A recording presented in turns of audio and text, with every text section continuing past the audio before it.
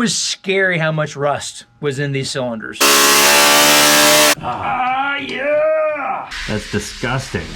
You remember how there were 2 engines in Lake Speed's garage? Well, we showed you the refresh of the first one, which was a used engine. The second one he had rebuilt 20 years ago, and it just sat. We are about to dyno that and find out what it does with Lake Junior. A curiosity, Mitchell. We can't resist it. It's like, okay, the other one was down, 200 horsepower from where the dyno sheet said when we dynoed it last summer. We could never really figure out what that smoking gun was. It's just sitting, is that what did it? We know we found some rust and some things here and there, so once you pick up 300 horsepower, you're like, oh my God, I have to have an answer. And we had that other one sitting on there in the floor, and it's like, okay, it made the same power essentially as the other engine 20 years ago. We have a dyno, we have an engine, let's put it back in the exact same dyno and let Dennis do his magic again and see what happens. From a refresh perspective, it would be kind of fun to refresh this engine, do everything we did before, except no new cam, no new valve springs. Leave the valve train part of it out. See what just updating the heads and the manifold, the hone and the pistons and the rings, what does that do by itself? How much is due to what? We don't know. Yeah. This will give us a little bit of an idea of what we can find out. You take out the biggest, what is probably on paper the biggest gain is the cam specs. Oh yeah, when Billy did the cam, right? You saw there was a ton more lift, right? So like that's for certainly, a ton of it. There's no doubt. And it's cool that it's the same dyno as the baseline test on the other one too. So there's no variable there. Should we tell them what we saw? Wait, we need to do this though. When the video's running and you see these wailing around, this is just little frayed edges. It's not arcing. You know how many comments I answered about that? Oh yeah. There's spark dump on the valve cover. I still get that one too. Nope, these are really old. It was scary how much rust was in these cylinders. So this is gonna be really interesting to see, because when we pulled it out and we fogged it down a couple weeks ago, I was horrified how much rust was in here. Did we look inside the other one first? No, we never did. We never looked in there. No, we have no idea what it was like. So we don't know if the rings were filing that rust off and it was just gone by the time we tore it apart. Yeah, we have no idea. That'll be interesting to see how much of that goes away after this dyno session. That's why this one's in a sense almost more fun than the other one, is because we just skipped a whole bunch of steps. Yeah. This time around we're going to pay more close attention because we were like, it's old, it's going to be junk. So we didn't think it'd be that bad junk. This is science. Yes, yeah. You have to be a little more analytical this time and more patient in our approach. So how much power did this one make on its dyno sheet in 2002? 711. 711. Yeah, so it actually made more than the other one. Ooh, okay. This will be fun. Should I ask you what your prediction is, or do you already know? We'll never know if he knows. Poker face over here, Well, I've learned this. Veteran dyno guys like Dennis know way more than they ever let on. Yeah, it's just 40 years worth of like watching stuff go wrong or maybe go right. Yeah. What fuel was it on this time? The same dyno? Yeah, E15? same E15, yeah. Now this time you did check compression beforehand this time again and leaked it down, right? Yeah. And it wasn't like horrible. No, not at all. Whatever stuff was you sprayed in there did a pretty good job. So you fogged it with? When I saw how bad it was before we left last time, I emptied this entire can in the engine.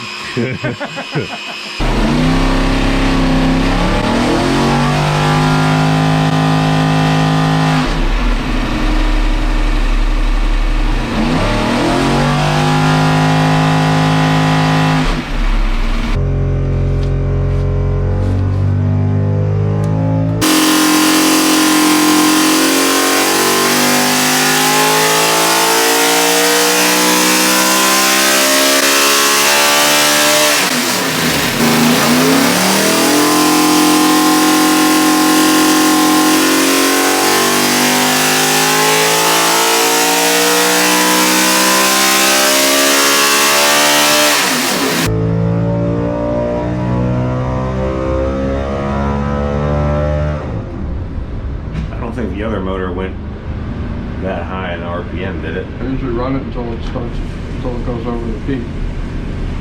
The peak right now is at 8,200.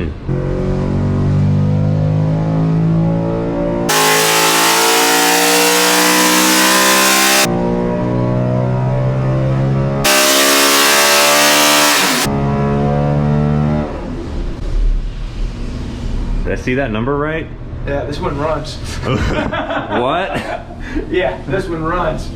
Maybe fog is magic, I don't know. What? Magic stuff.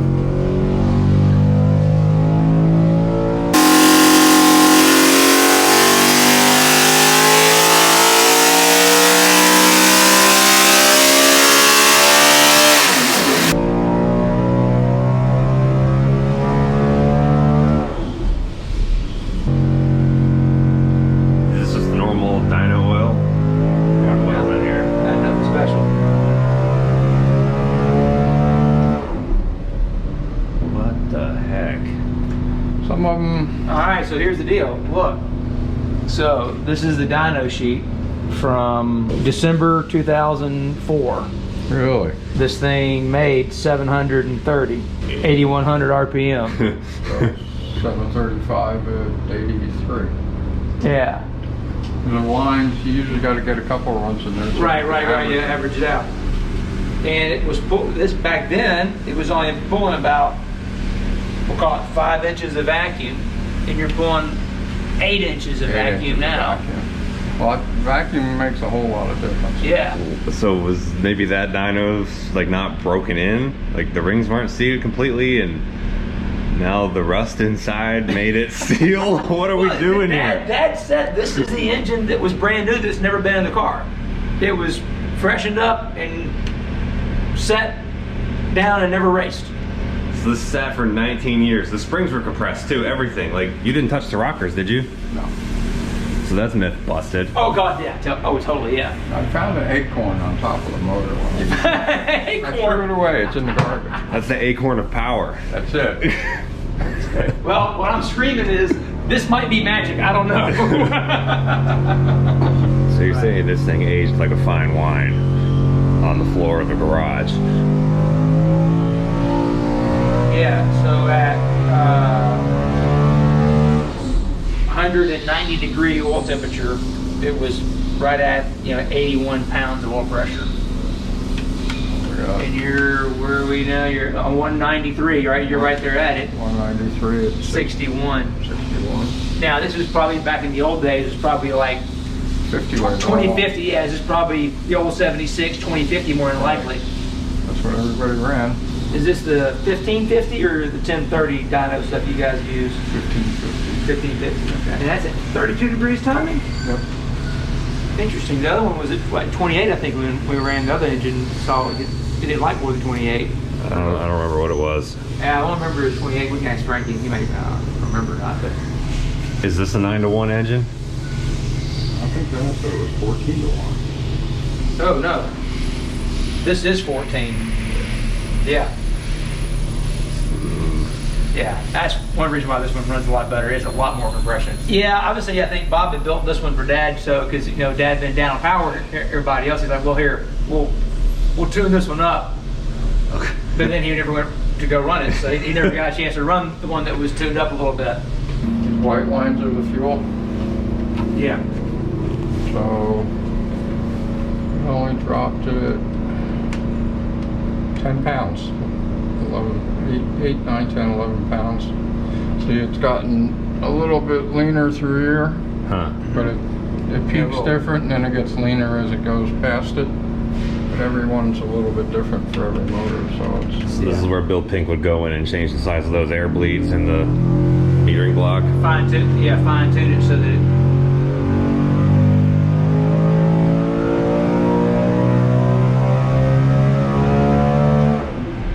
seems to be like making less as it gets hotter.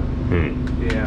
To me, is pistons are a little too tight because they're expanding to the point where they're getting tighter in the cylinder. That's the only thing that could cause more drag in the motor. So. Can you lean it out a little bit like that? It's going to make it a little bit hotter too. Right. So they do that more. Probably the reason why they ended up, after 20 dyno pulls, they had it a little bit richer as well. They probably saw the same things. Like, okay, it's just going to run better, a little bit richer because they needed the fuel to cool it. It shows how critical those little measurements are, because if you can get that down to where you can run it leaner, then you make more power by being leaner and not having that resistance. How is that fuel measured? Is that in the the fuel pump system of the dyno? There's a counter right up there. You see it in the line. Oh yeah. It's interesting to think about how that may have affected certain engine builders and their perceived skill level back in the time where people didn't really know how to measure this stuff, to where some guy just thought, oh well, you make the piston this big in relation to the tolerance to the bore, and other people had different beliefs on that, and whoever may have just been doing it a little bit looser than some other guy could have had better engines without really realizing what they were doing. Well, it depends a lot on the alloy, because some of the alloys expand. Some of the alloys are soft and they're more forgiving, so the skirts tend to like squish. And on some of the hard alloys, the piston is really rigid.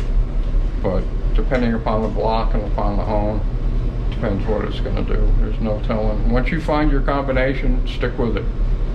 If you were to Rockwell test pistons from the 80s, would the same part number come up with different numbers, like from like the material differences? If they were brand new, they shouldn't. Interesting.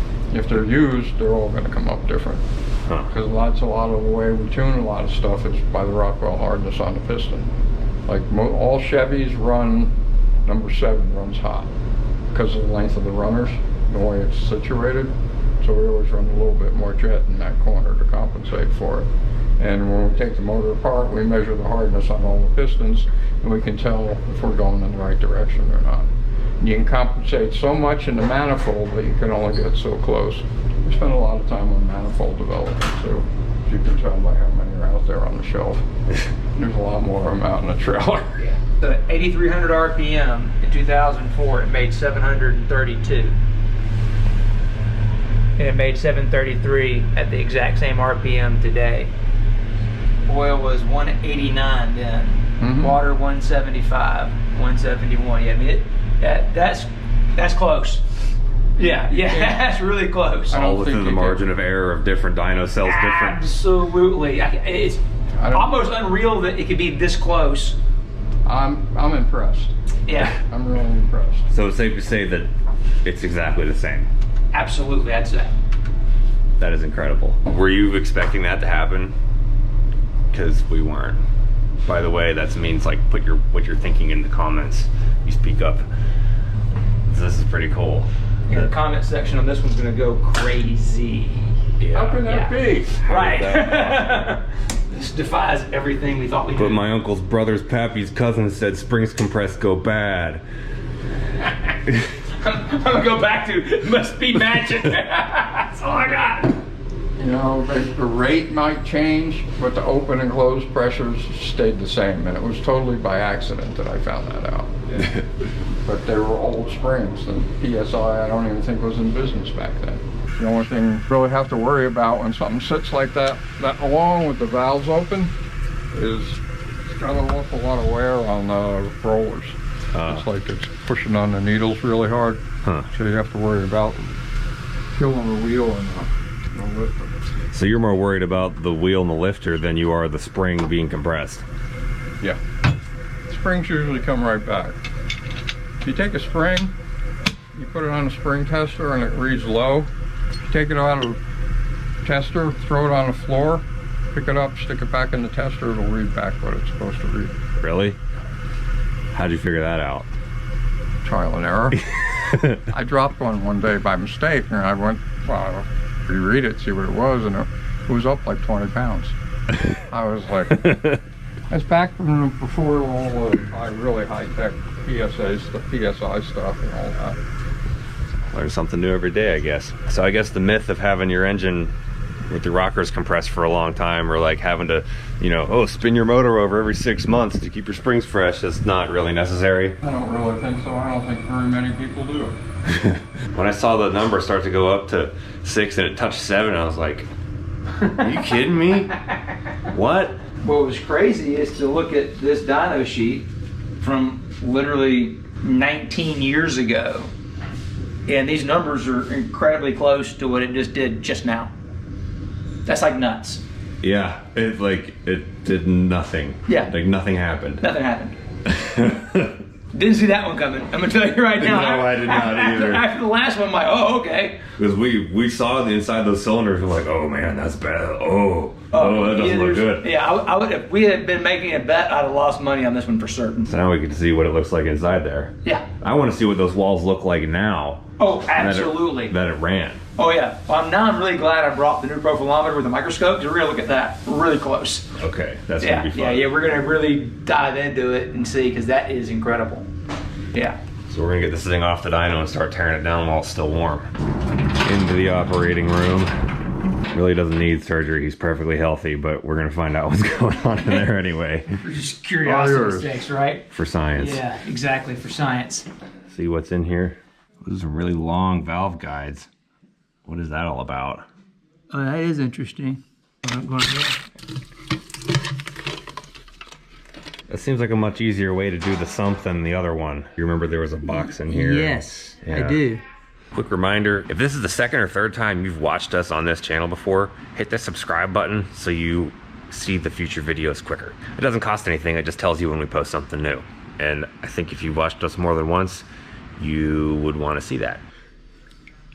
Can you analyze it with your finger? I can't analyze it with my finger, but I do think we'll take a sample and analyze it just for fun. Big springs. Oh, August 03. They're a little newer. The other one said what, 01, I think? Yeah, you got the oilers in there. They're capped. Are those jets? Are those caps or jets? I can't tell. 12, 14, 98. Maybe this is a newer head version than the other ones. Okay, so this engine is actually the better of the two engines for certain. And I can tell you that by looking right here. Bushings.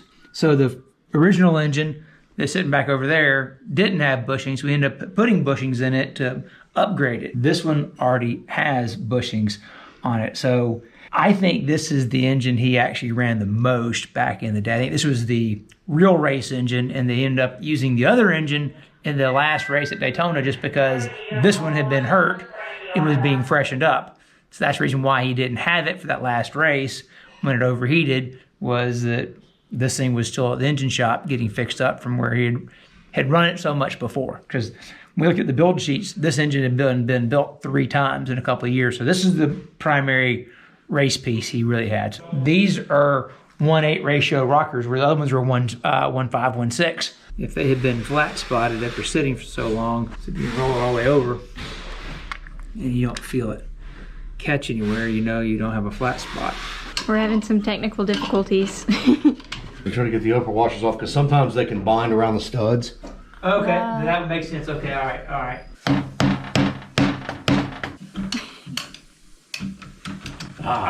Yeah! There it is. Oh, those look a lot better than the other ones. Oh yeah. Oh yeah. What happens is they get mushroomed over so bad up here. These heads are probably a little bit soft, and they're just squished over so hard. Are you guys having fun? I just Loads. I missed all the fun apparently. Loads. So last time it was the oil pan that fought us. This time it's the heads. This engine's like, I'm fine, leave me alone. It was. Right.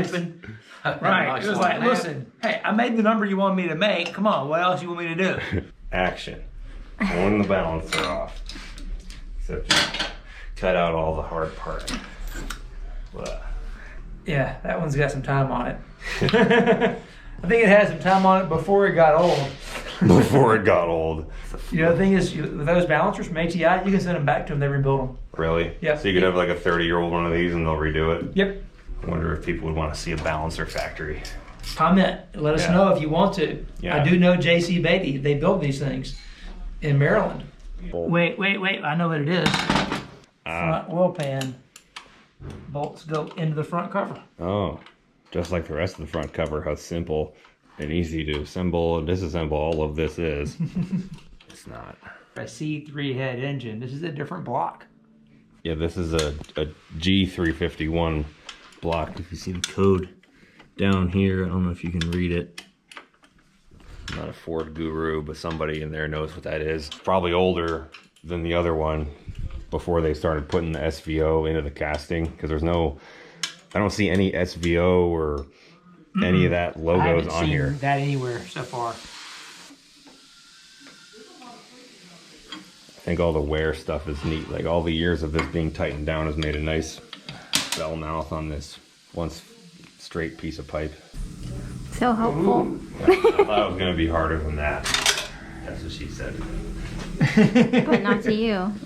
So that's different than the other one. There's no piston oilers in this one. No, there's not. Yeah, brand new. Could reuse those. Yeah, these can be reused for certain. We've encountered an issue here, or what could have been an issue. Cam gear hitting the bolts. Couldn't get any kind of wrench on here. Had to hammer a 12 point over it. And it looks like this ridge was eating into the retainer plate. Like this was just like the wrong retainer plate for this timing set. Because that was not there before. Well, probably what's happened is because it was coming off of here, because these are channels, so there's supposed to be some oil in there, right? But I think it is eating into that because whatever's happened here, yeah, it's weird. Check that out. Good thing we took it apart. Oh wow, that thing is just boogered in there too. Get this other one out and see what's going on in here. Self-clearance. Wow, that's nasty. It's one of the great joys of life, actually. Sliding out a damn shaft. Bang into everything. Oh yeah. There's no good way of doing it, you know, like oh look, I did this like perfectly. It's just gonna happen. A lot of numbers. There's a lot of stuff going on here. I don't know what that is. I don't know if this is a comp cam or a... It is. Nice and fat. Look how fat those lobes are. As opposed to like really, like your stock cam would be real like pointy. The valve's not open very long. If you want to learn all about cam specs, you can find that in the Lake Speed Thunderbird Resurrection playlist, where you will learn way more than you asked for about everything that has to do with these things. Yeah, that one's probably actually closer to what we actually put in the new engine. Visually, it looks like it. Yeah. It looks very similar. Where should I put this? Up your butt. That would hurt. She couldn't resist that. It felt like Stanley. These oil holes are hand chamfered. Why can't there be any dang team names or something, initials on these to figure out where they came from? Well, the thing is, there's all kinds of markings on this engine that don't identify anything to us. But there's like tons of different little number series. BWI 875, number 411 6-03. This is another one says JRCB 440. Who knows? Jack Roush, Junior Johnson, Jackie Robinson. Whoa! This is no Hank Gray. So now we get to find out the all-important cylinder finish numbers. And for those of you who aren't familiar with these terms, we'll explain them for so you have a frame of reference if you haven't seen the other video yet, which you should go watch those if you haven't already. A lot of this will make a lot more sense. Oh yeah, you can kind of see it's still sort of in there. Yeah, you can see the ones where that was really, really rusted. But obviously between the Fogget, the motor oil, and running it just knocked it all away, and the oil didn't come out red, so that's a good sign. Yeah. One tool we have new this time, we didn't have last time, is a microscope. So as opposed to having the profilometer we had before where you had to do everything on the screen, now we can do it from the laptop. So let's go to the one we know where there was a bunch of rust in it. Right in there. Whoa. Oh yeah. You can see all the pits from where all the rust was. Absolutely, yeah. It pitted it up from all the rust. This is why this is the most incredible, amazing tool. So this told us this is equal. Bleh. I'm at a loss for words here. This is as equally mind-blowing as the other engine, wondering why it lost so much power. How did this one stay the same with walls that look like that? Well, I will say this.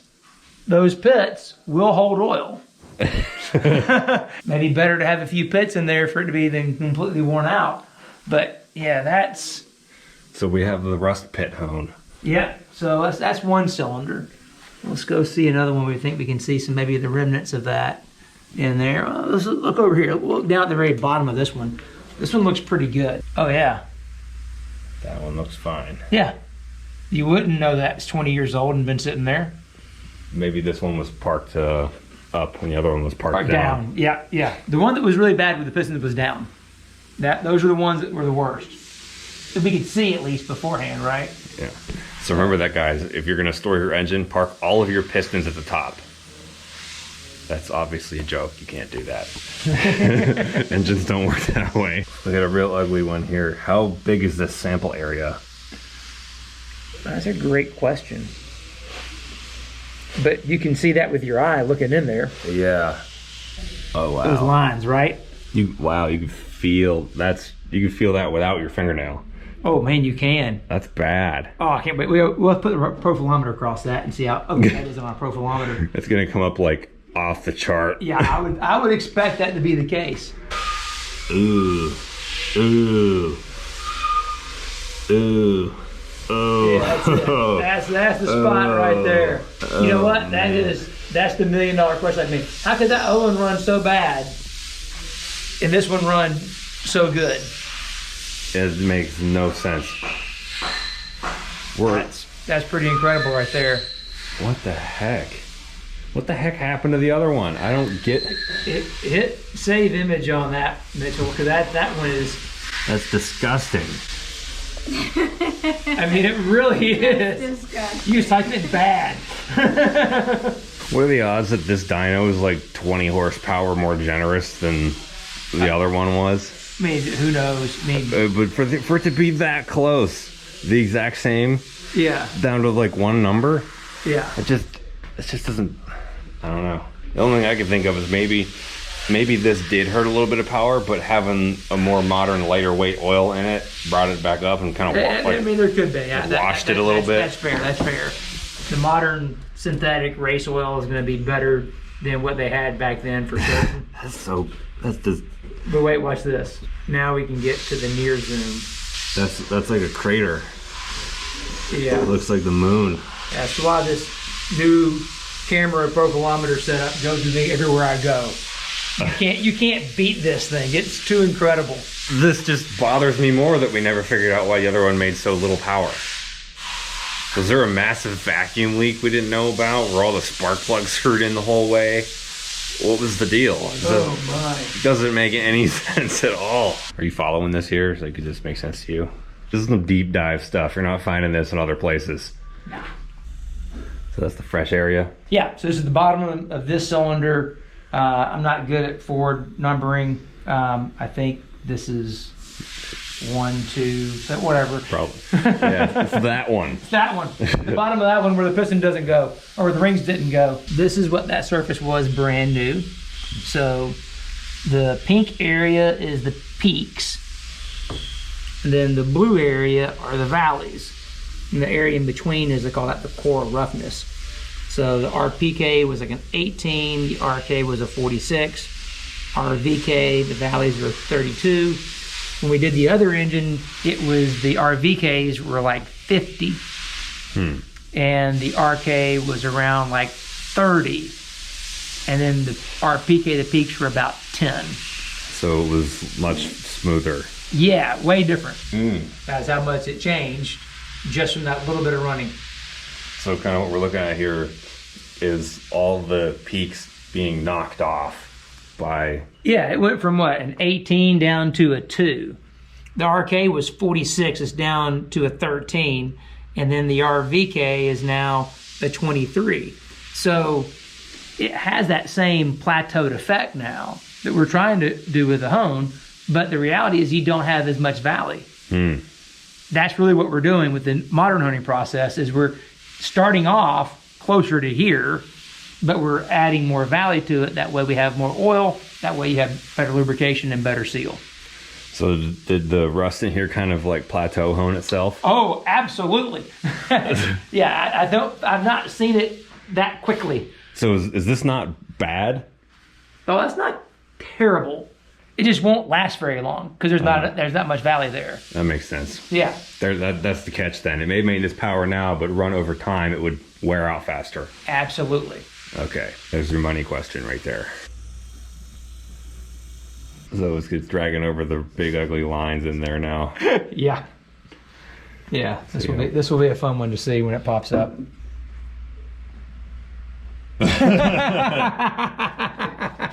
Wow. Yep. Ruh-roh, Raggy.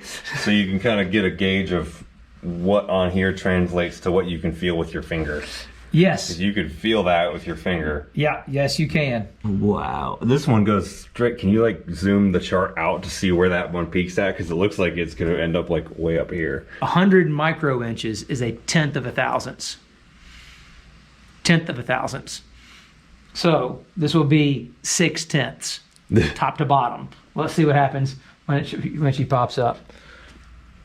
It's still off the chart, off the bottom. 1,000th scale. So if you had a feeler gauge that was 1,000th thick, that's the whole thing. Yes. That's what this is. Yeah. And like I said, you can feel this. That big change right there, which we figured that's about 6/10. So half a tenth or half a thou is what we're talking about. That's cool. that is really cool. And it was still, is that at like the very bottom of the stroke where it was doing that? Because I wonder if when it was sitting before we ran it, if this bump right here was actually like the same height or taller than the other one and it got filed off. That's a good question. So the way this thing works is that's obviously built up a little bit, and you got this big hole over here. This is we call a skidded profilometer. So there's the little tip and there's a skid. So that skid is following the undulation. So we can't really, this thing says there can be some waviness here, so we can add waviness to it. That's more of a dip than it is a bump. Oh, okay. Yeah, that's really what it is when you look at, that's what's nice about this software is you can kind of look, this isn't really a peak, that's really a hole. And that's where the ring was sitting. And it probably was, rusted in there. Then when it moved, chunked it all out. Yeah. So when Greg hones the block, this time we're going to use this to check it when we hone it. You know how many more people would be interested in schoolwork and stuff if they used examples like this instead of just arbitrary things on paper? Like if you put me through math class and it said, apples. Like Jeffrey has 1,000 horsepower and his piston broke. He lost 44% of his total power output. How much power does he have now? I would have been like, oh, I got to figure that out. But when it's apples, I don't care. None of this I would have expected out of today. This is like, oh, this engine's like new, it sat there for a while, but how interesting could that possibly be? We already did that. Right. This gave us a completely different story. Absolutely. Then, but it ran well. Yeah. That's why it's so weird. You just never know what you're going to get. I've been at a loss for words most of the day with this engine. You could do nothing else but just like plucking out engines that sat and just like diagnosing what happened to them. Because like, every single one's going to be different. There's all kinds of interesting little stories we've already seen in this engine today, which I'm glad we decided to do this just to see what we would learn, because we're already learning some stuff that makes it fun.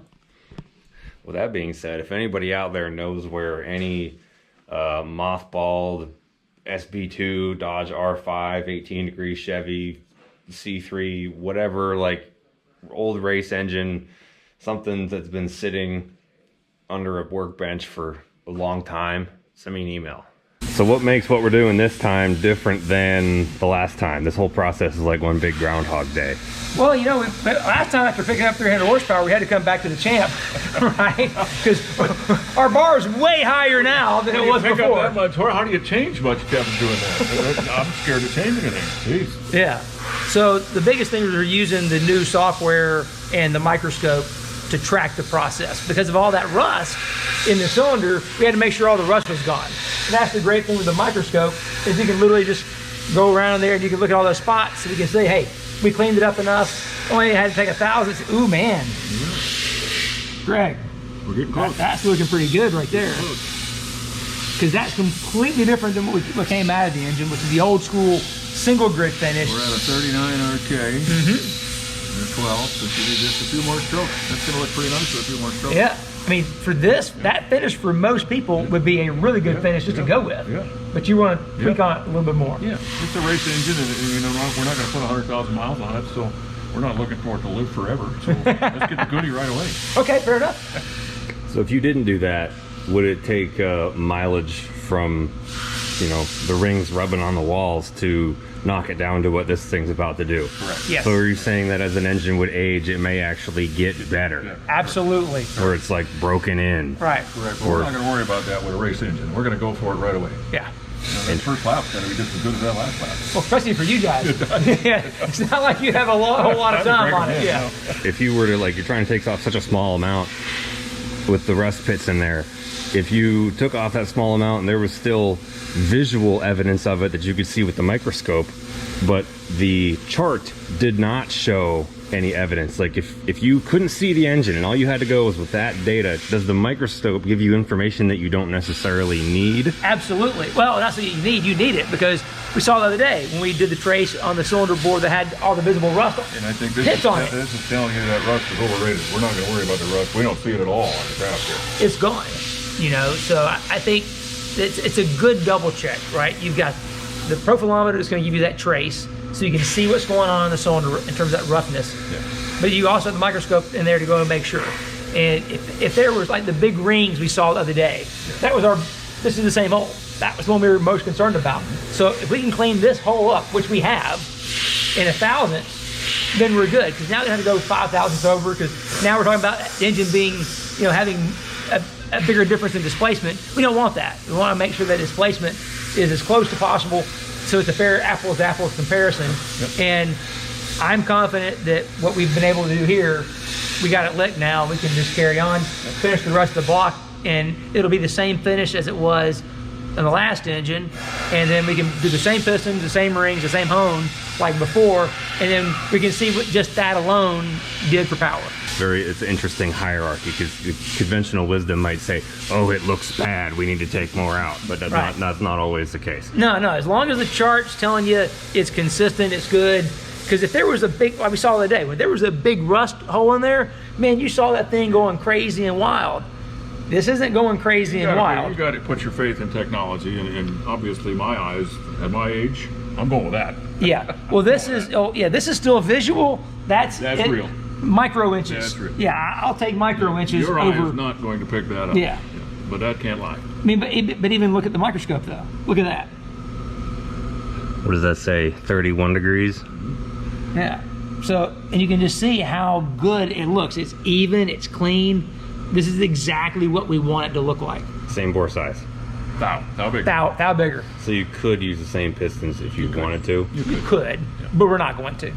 We're going for perfection here. I mean, Right, yeah, we got to do this thing right. It's a race engine. I was just wondering for like the information of guys thinking, like, you know, you bore out your block too many times, then it's too big for what they can. You absolutely could Yeah, use your piston over, and we do plenty of times, no question about it. But if you're looking to make it absolutely perfect spec right from the start, then we're going to start with a little bigger piston, and we're going to own it 1,000. We're going to put 1,000 bigger piston in there. So you could get more life out of a block in terms of being like spec'd out by using a machine like this over something that you had less control of the spec. Absolutely. That's what I'm getting at here. Yeah, you take less out. Yeah. So you're taking out the least amount possible. That way the longevity of the block is much greater. And honestly, now, like, you know, this block, it straightened out within 3/4 from when it started, right? But it had rust spots, so we kept going a full 1,000th to try and get rid of the rust that we could see by eye. But now looking at this on computer here, we probably could have stopped at 3/4 and been just fine. Yeah. And not worried about that rust because it's not showing up on the profilometer. Nope. That's pretty cool, because that's got me thinking about all the spec engines in NASCAR, like with those Zomor blocks, they get bored out too many times, then they're too big, and they gotta buy a, you know, $40,000 engine. Right. You think, oh, this machine's you know, super expensive, but you know, one machine, how often does that save you from having to get a new block? Right. There's zero question. As straight as this machine will make a bore, you're adding life, you're adding mileage to your block. There's no question about it. You'll be able to maintain this block a lot longer than you used to with an old standard hone that you'd stand there and manually run it up and down, and you would have holes here and there, and you keep going and you keep going and you keep going. You don't have to do this with this. You set it at a couple 3/10, and if it cleans up, you're golden, and it usually does. And if you had new pistons, like in this case, these were old pistons, we want to go to a new design. Right. If we had new pistons for it, and we needed to go a half a thou or thou over, you can send them up to line and have them coated, and then boom, you're good. Back in the game. Where do you get all this stuff that you're measuring these things with? That's a trick device right there. That is a priceless tool. It is amazing. That is a gentleman by the name of Brad Langman out in California. He's come up with quite the tool there. That has made my life a whole lot simpler. It's trying to hold a profilometer, which is measuring in what, millions. Yeah. Try to keep your finger straight. Every time can't. you breathe, your finger goes like Yeah, this. you can't. And you lose your reading. So this has saved me a ton of time, and it's a clever device. Of course, we had to mimic it with a 3D printed thing for this, because this thing can zoom in. If you take this So little you piece made that on a off, 3D printer. yeah. Because what happens is it's got 2 levels of Nice. zoom. This level of zoom is pretty good with this. You can do it with your hand. But to go to the crazy zoom button? zoom, I mean, this is crazy zoomed in, so you can see all of these. Like that big valley right there is probably this right here. And if you want to know all the ins and outs of honing and crosshatch angle and what you use for different things, Greg talks about that in a video that I'll link in the description. This NASCAR history stuff, it means something to people. It means something to me. Something that people have fond family memories associated with. It just conjures up good feelings. And I think that's why we all gravitate to it, because it's a way to re-enjoy that. It opens up conversations with me and my dad about going to races back in the day when, you know, for example, a situation like that with somebody else, maybe somebody in there that don't have that much to talk about anymore. But when something like this comes up, it opens that door. It mends fences. It gets dialogue going again. And I think that's really freaking cool. It's just so much bigger than just showing things that happened. I love being a part of this. I love bringing it. It's so fulfilling. I feel like kind of everything has converged and come to this way for us to be able to do this for other people. It's like, this is, I don't know, for lack of a better term, maybe this is like my calling. This is my service to humanity, if you want to think about it that way. I don't know what happens from the ripple effect of this, because so many people watch these things. I could never possibly figure out what good that has come from it. So I kind of want to know, if you're watching this, have you experienced any of these positive effects yourself, in terms of like reminiscing about good times you had with your family, or watching races with your grandma, or something like that? Give us some good stories to read in the comments. A lot of you newer people don't know that I have any kind of mechanical background or fabrication ability whatsoever. I think a lot of you guys think both of us are just kind of people that walk around with cameras, myself and Logan, and that's not the case. If you Google search world fastest Escalade, you'll find some stuff on this thing here, which was built completely by me 5 years ago. I was 22. We moved to the Charlotte area to do this NASCAR stuff. It's something I've always been interested in. And the real difference is, to me, since we started doing this as a focus, the people like you who are watching right now are genuinely appreciative of it. Where back when we just built stuff and drag raced, the only way, or the only value it felt like was brought to the table by doing something was just like being the guy with the coolest car that week. And it just kind of felt vapid to me. But we're still doing it, it's just a little bit slower. Heck, we got 3 engines in process right now. One for Uncle Rob, Turbo Yukon, getting a bigger turbo, and the Monte Carlo's getting the Ilmore block based engine, like an old Truck Series block. We're sort of blending the NASCAR racing history stuff we're doing now with the projects, almost like this Lake Speed engine deal. There's historical ties to it. There's valuable information and stories, but at the same time, you're getting to see something unfold and be built right in front of you. That's kind of my goal here. We appreciate every single one of you. We can't wait to get to having fun behind a steering wheel again. And if you'd like to support the channel, we have these shirts. This is like the original logo before, you know, the retro racing stuff. These shirts are on the website. These hats are on the website. We got hats with the original SAW logo on here, which I made this myself back in 2019. Kind of just learned how to get going on Adobe Illustrator. So that's it. Thank you guys.